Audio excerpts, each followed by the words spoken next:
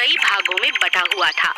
एक जगह जानवर रहा करते थे, एक जगह पक्षी रहा करते थे और एक जगह पानी में रहने वाले जीव रहा करते थे। अचानक पानी में रहने वाले जीव लगातार मरने लगे। बहुत सारे पशु भी घायल होने लगे। सबको अलग अलग तरह की बीमारियां लगने लगी। मगर एक हिस्सा जंगल का ऐसा था जो बहुत सुखी था, जहाँ पर बहुत सारे पक्षी रहा करते थे। वहाँ पर एक सुनहरे रंग की खूबसूरत चिड़िया रहा करती थी, जो देखने में बहुत खूबसूरत थी। दूर दूर से पक्षी उसका दर्शन करने के लिए आया करते थे। वो कोई आम चिड़िया नहीं थी। उसने कई पहाड़ों पर जाकर तपस्या की थी और उसे कई वरदान मिल चुके थे। उसे एक वरदान ये भी मिला था कि वो जहाँ भी रहेगी वो जगह बहुत खुशहाल हो जाएगी। एक दिन चिड़िया अपना इलाका छोड़कर दूसरे इलाके में घूमने के लिए जाती है। जब वो जानवरों के हिस्से में जाती है तो वहाँ हर किसी को बीमार पाकर हैरान रह जाती है और अपनी सहेली चिड़िया से कहती है, ये क्या, यहाँ सब लोग इतने परेशान क्यों हैं? कमजोर दिख रहे हैं और बीमार भी। ये तो मैंने कभी सोचा भी नहीं था। मुझे तो लगा था ये लोग हमारी तरह एक अच्छा जीवन बिता रहे हैं जंगल में। नहीं नहीं सुनहरी चिड़िया, ऐसा कुछ नहीं है। कई महीने हो गए इस जंगल के इलाके में अकाल पड़ा है। खाने को कुछ नहीं और बीमारियां हैं सो अलग। शायद तुम्हें नहीं पता, साथ वाला इलाका जहाँ पर पानी के जीव रहते हैं वो तो लगभग खत्म हो चुके हैं। बहुत कम जीव बचे हैं वहाँ। ये क्या बात कर रही हो?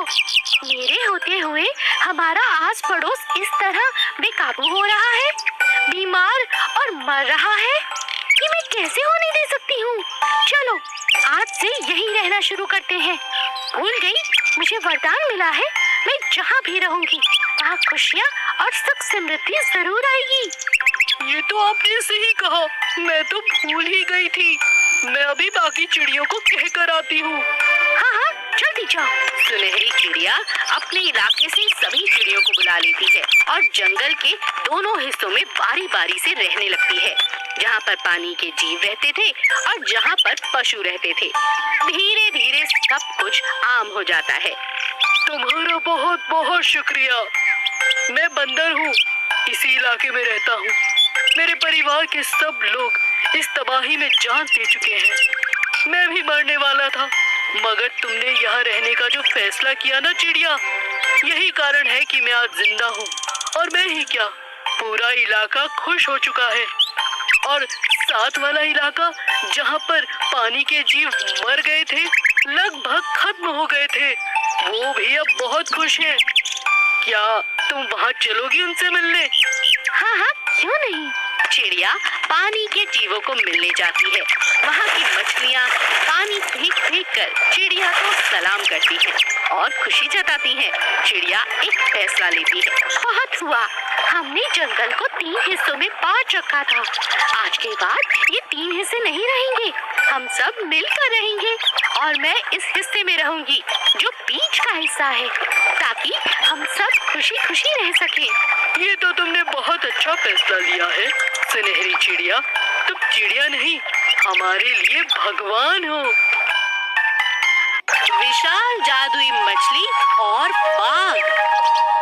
एक समय की बात है, एक घने जंगल में बाघ राजा रहता था। उसकी प्रजा उससे बहुत डरा करती थी, क्योंकि वो अपनी भूख मिटाने के लिए जानवरों का कहीं भी शिकार कर लिया करता था। एक बार जब वो तालाब के किनारे अपनी प्यास बुझाने पहुंचा, जैसे ही उसने अपना मुंह तालाब में डाला, उसे एक बड़ी मछली तालाब में दिखाई दे गई। तो बाघ ने सोचा, अरे वाह, आज तो शिकार बहुत अच्छा है। अब तो मैं इस मछली को ही खाऊंगा। बहुत दिन हुए कोई मछली नहीं खाई। जैसे ही वो मछली को पकड़ने लगा, मछली तालाब के अंदर चली गई और बहुत गहराई में पहुंच गई। बाघ इस बात से बहुत नाराज हो जाता है और गुस्से में वहाँ आसपास खड़े बाकी जानवरों को मारकर खा जाता है और अपनी भूख मिटाने लगता है। और सभी जानवर डर के मारे इधर उधर अपने बचाव के लिए भागने लगते हैं। यह देखकर तालाब से मछली बाहर निकलती है और बाघ से कहती है, बाघ, तुम कैसे राजा हो? अपनी प्रजा की रक्षा करने की बजाय तुम उन्हें ही मार मार कर खा रहे हो। शर्म आनी चाहिए तुम्हें। बाघ इस बात को सुनकर और भी गुस्सा हो गया और मछली पर तुरंत हमला कर दिया। तालाब के अंदर घुस गया। बाघ उसे पकड़ने के लिए उसके पीछे गया और डूबने लगा। वहाँ खड़े बाकी जानवरों ने पानी से अपने राजा को बाहर निकाला, लेकिन बाघ के शरीर के अंदर बहुत ज्यादा पानी चले जाने के कारण वो गंभीर रूप से बीमार हो गया। सभी जानवर उसकी गुफा में जैसे तैसे उसे लेकर आते हैं। सभी जानवर उसके उपचार के लिए हर मुमकिन कोशिश करते हैं और उसके लिए भगवान से प्रार्थना भी करते हैं। ठीक 1 महीने के बाद राजा पहले से बेहतर हो जाता है, मगर उसके कुछ काम भरने का नाम ही नहीं लेते। तभी बंदर उनसे कहता है, महाराज, ये आपके साथ बहुत बुरा हुआ। आप मछली के पास चलिए। अगर उसने आपको अपनी चमड़ी से छुआ तो आप बहुत जल्दी स्वस्थ हो जाएंगे। इस घाव का और कोई इलाज नहीं है महाराज। क्या कहा? उसी ने तो मुझे इतना घायल किया है, उसी की वजह से मेरा ये हाल हुआ है, और तुम कहते हो मैं उसके पास चला जाऊं? असंभव, ये नहीं होगा। चले जाओ सब यहाँ से, जाओ। राजा गुस्से में सबको वहाँ से भगा देता है और गुफा में अकेला रह जाता है। कमजोरी के कारण बाघ बेहोश हो जाता है। जब बाकी जानवर उसे मिलने के लिए आते हैं और बेहोश पाते हैं तो तुरंत उठाकर वे मछली के पास ले जाते हैं। मछली उसका उपचार कर देती है। होश आने पर बाघ मछली से कहता है, तुमने मुझे ठीक किया। मैंने तुम पर हमला किया और अभी भी तुमसे बदला लेने की कोशिश कर रहा हूँ। मैं बहुत बुरा हूँ। मैंने अपनी प्रजा का ख्याल नहीं रखा। तुमने सही कहा था मछली, मैं बहुत बुरा हूँ, मगर अब मुझे अपनी गलती का पछतावा है। मुझे ये जो नया जीवन मिला है, ये मैं आप सबकी सेवा में निकाल दूंगा।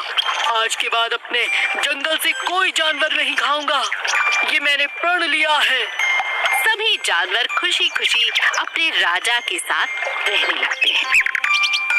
बाज की माँ कबूतर।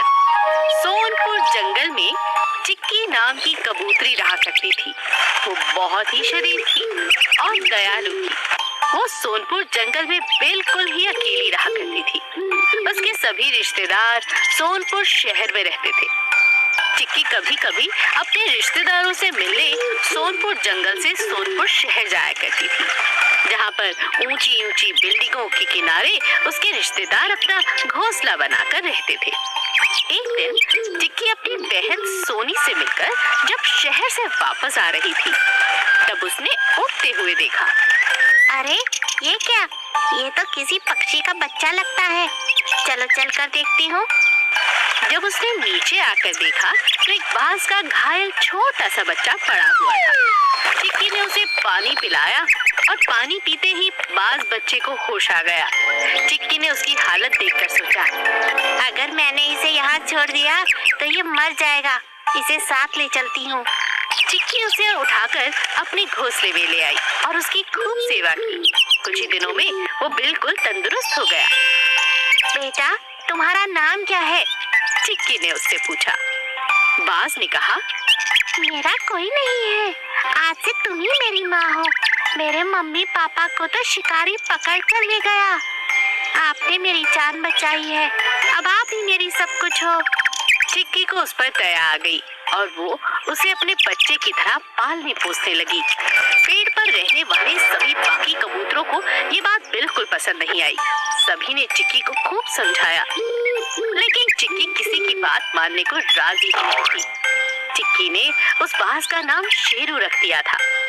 एक दिन वो शेरू को लेकर शहर में अपनी बहन से मिलने के लिए आई, तो उसकी बहन ने भी उसे खूब डांटा और कहा, अरे तुम्हारा तो कोई नहीं है। लेकिन हमारे तो छोटे छोटे बच्चे हैं ना। ये क्या ले आई हो पास यहाँ पर? ये तुमने ठीक नहीं किया चिक्की। ये सुनकर चिक्की ने अपनी बहन से कहा। शेरू किसी को कुछ नहीं कहेगा। चलो शहर से जाकर कुछ सामान लेकर आते हैं। चिक्की की बहन उस पर विश्वास कर लेती है। दोनों बाजार जाते हैं और सामान खरीदते हैं। जब वो वापस आते हैं तो उन्हें बाज के मुंह में खून दिखाई देता है। तो चिक्की की बहन जोर से चिल्लाती है, देखा, मैंने कहा था ना, शेरू मेरे बच्चों को खा जाएगा। लेकिन जब वो अपने घोंसले के अंदर जाकर देखते हैं तो उन्हें बहुत अफसोस होता है, क्योंकि वहाँ तो एक सांप मरा पड़ा हुआ था और बच्चे आराम से खाना खा रहे थे। बच्चे माँ से कहते हैं, माँ माँ, शेरू भाई ने उसे मार दिया और हमें बचा लिया। चिक्की की बहन शेरू को बहुत प्यार करती है और अपनी बहन से माफी मांगती है। सच में बहन, मुझे माफ कर दो। तुम्हारा बेटा बहुत नेक है। तुमने इसे अच्छे संस्कार दिए हैं। आज से मैं भी इसकी सगी मासी हूँ। कोई सौतेला व्यवहार नहीं करूँगी। चलो मिलकर खाना खाते हैं। और सभी मिलजुल कर खुशी खुशी रहने लगे।